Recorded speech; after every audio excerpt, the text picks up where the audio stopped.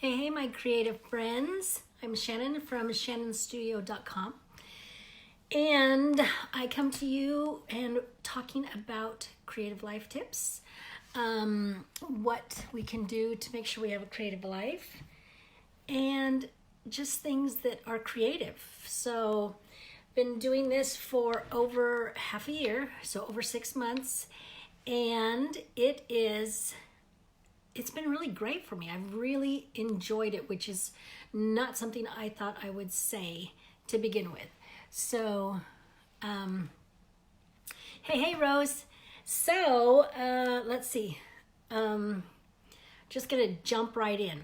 Okay, so today Joseph and I went, hey, Trisha, I am so I've had 8 kids. I can manage a home and family.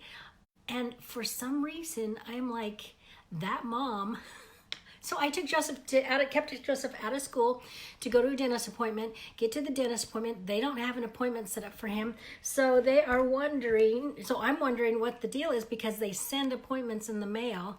And if you miss your appointment, you have to pay for it. So it's like, I pay attention. So I get there, she looks up, she goes, it's next month on the 18th. I'm like, geez, I've done stuff like this over and over and over. Hey, Erica. So today I was that mom and took my son to an appointment that wasn't for a month. Talk about early. So I wanted to make use of the time since we're outside. You go outside, it's cold. We walk 20 minutes to get to the appointment. We're going to make the most of it. So we go shopping, and I got this. This is called Semla. Now, I want you, hey, Carrie, I want you to see this. This is what happened. This was not looking like this when I bought it from the bakery. This is what happens when you walk home with a pastry in a bag. They're usually very beautiful. They're piped on there, beautiful cream and everything. They do things beautifully here in Sweden. So I don't want you to take this, but I'm just going to show you anyways. I don't want you to take this as their example of how they do pastries, because they never look like this. So this is called Semla, and Semla, and this is the inside. It is cream and almond paste and a bun, and the bun's not like a sweet bun. They don't do overly sweet here in Sweden. Like when you do whipped cream, sometimes I don't even think they put I put powdered sugar in my whipped cream when I whip it up. That's just what I grew up with. So I don't even think they do any kind of sweetener in their whipped cream when they do it.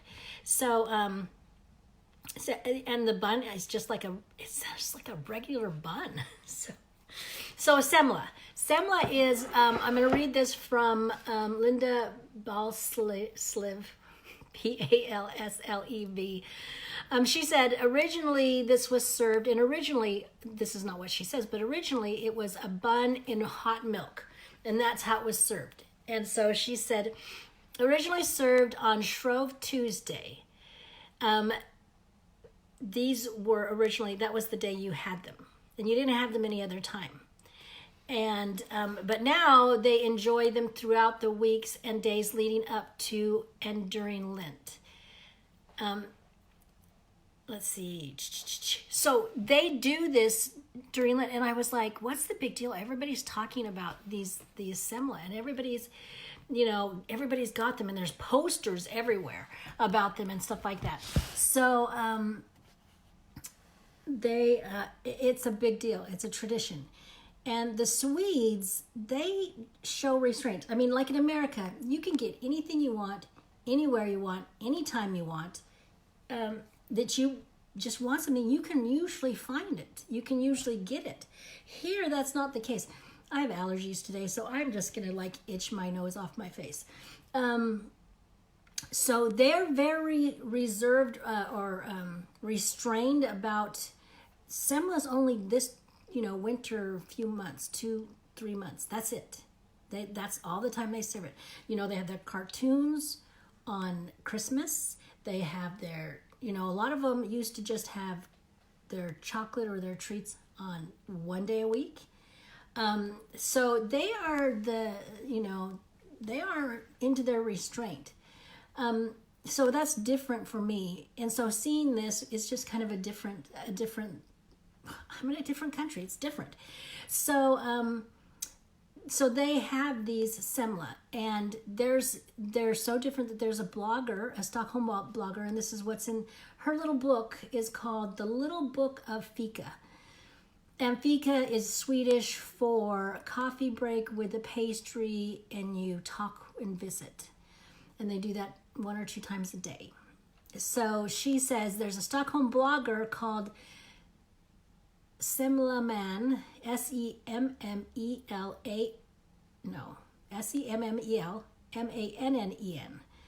And I looked him up. He's on Instagram. And what he does is he eats one of these Semla each day from February to Strove Tuesday. And I think Strove Tuesday is like the day before Lent.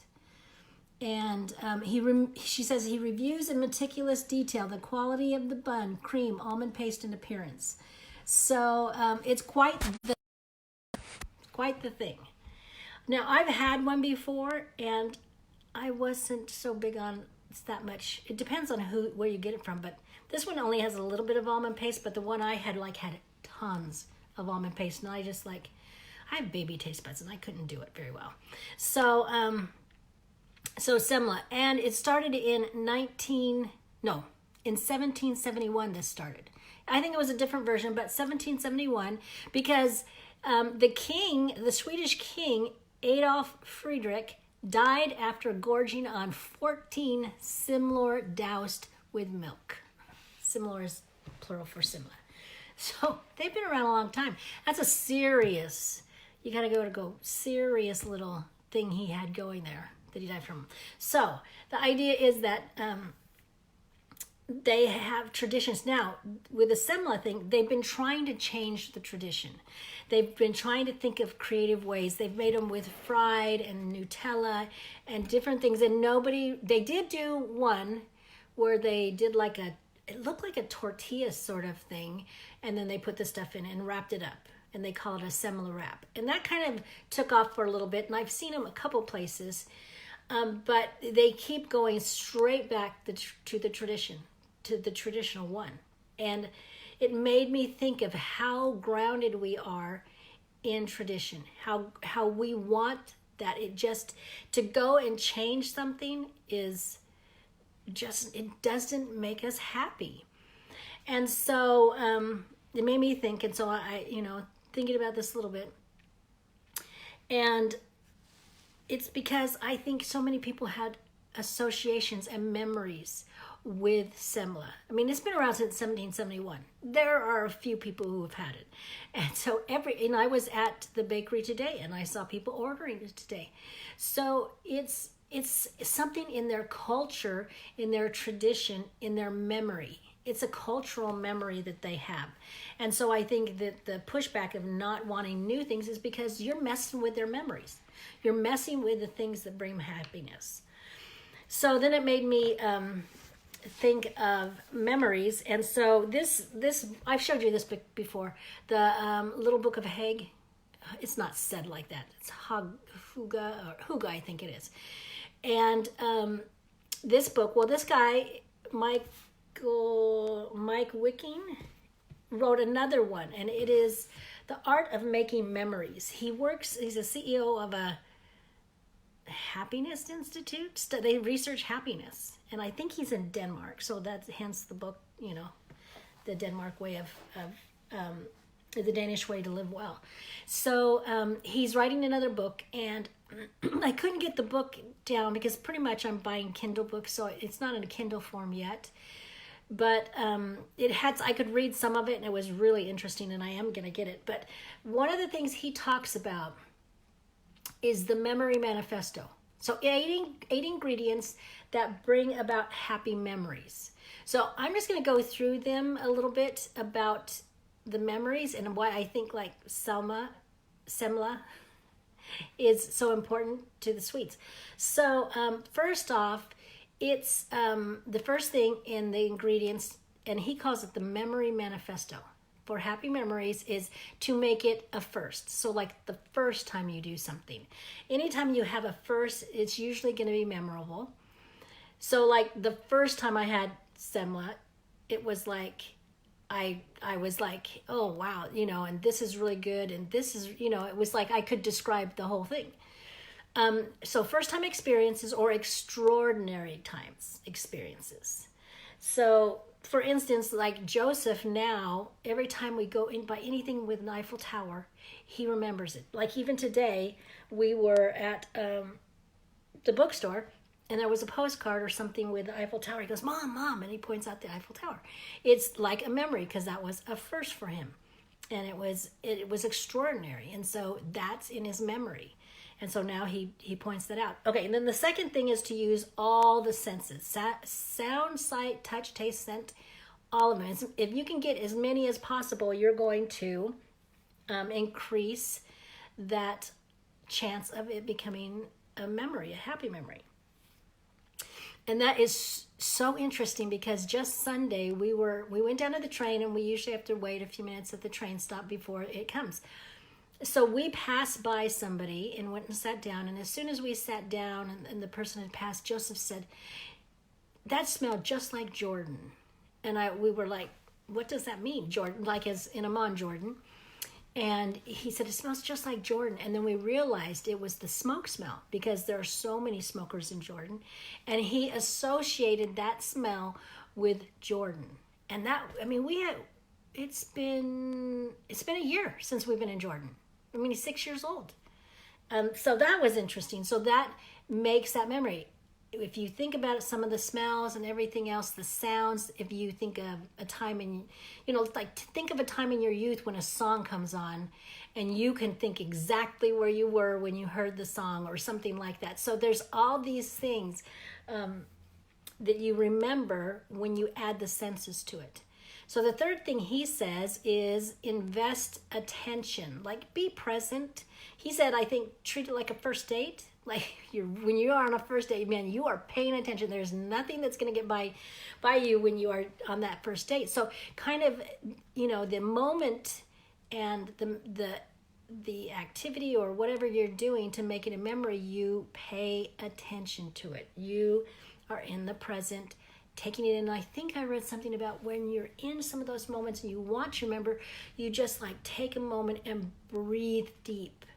And just relax and just take in the sounds, closer. I think it might have been his book, I don't know, or one of his articles.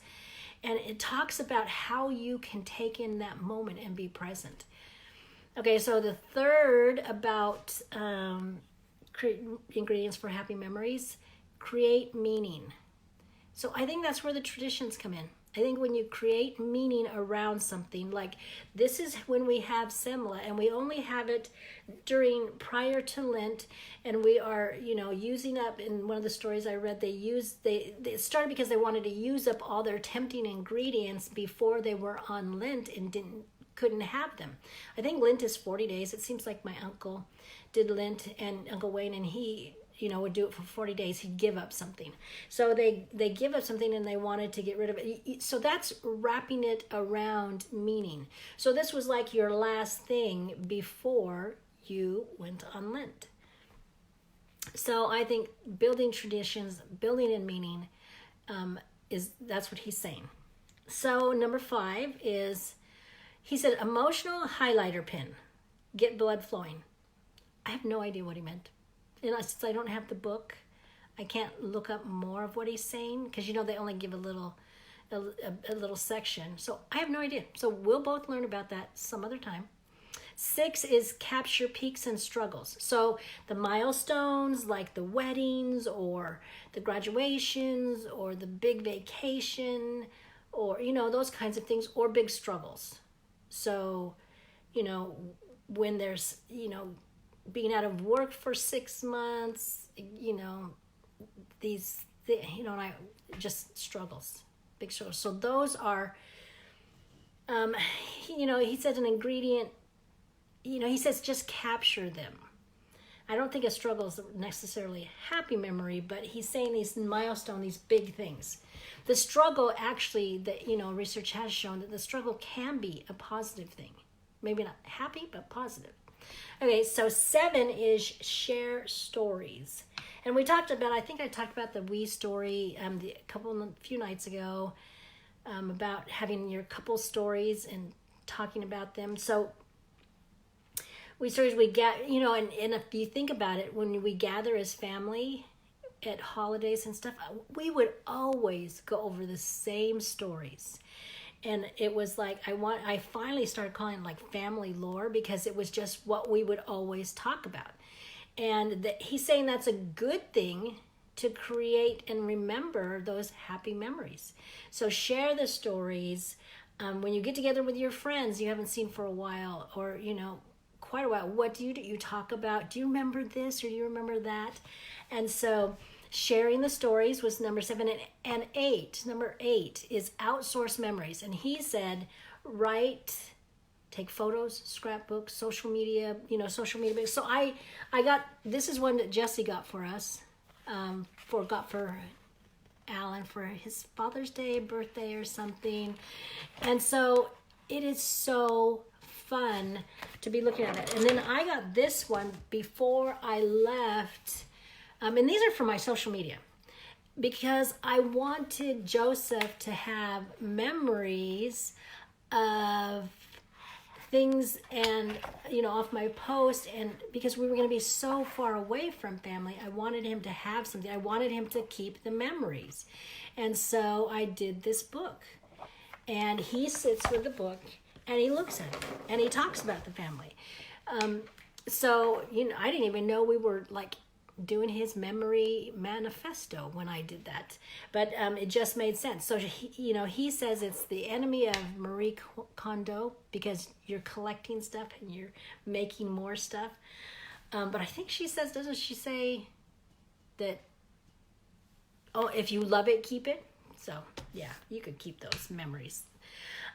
So those are the 8 things that he says helps with memories. And I think part of the reason why that Swedes love their traditions and don't want it changed. A lot of times we don't want things changed. We want them the way they are because of the associated memories we have with them.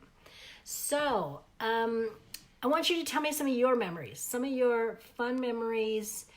They did a study, Meik, Wiking did a study about what's the first favorite memory that comes to you. And they did a research on it. So tell me your first favorite memory that comes to you, or one of them, in the comments. And then see how much of this was associated with that memory. I mean, how many things in that, those 8 ingredients fit why that's a favorite memory. So, and I'll read the memories. It'll be fun. So let me think. Do we have anything else on our list? No, we don't. So I'm going to get that book, though, The Art of Making Memories. I think it'll be a good one. I really super enjoyed his, I super enjoy this one as well.